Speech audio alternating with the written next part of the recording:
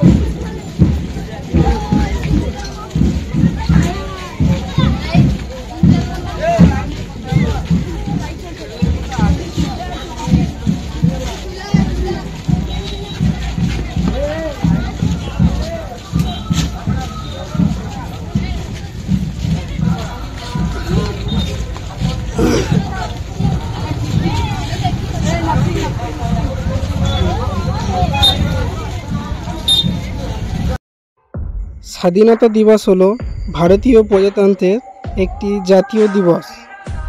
1947 সালে 15ই আগস্ট শুক্রবার ভারত ব্রিটিশ রাজ্যশক্তির শাসনকর্তৃ থেকে মুক্ত হয়ে স্বাধীনতা অর্জন করেছিল। সেই ঘটনাটিকে স্মরণীয় করে রাখার জন্য প্রতি বছর 15ই আগস্ট তারিখটিকে ভারতের স্বাধীনতা দিবস হিসেবে পালন করা হয়।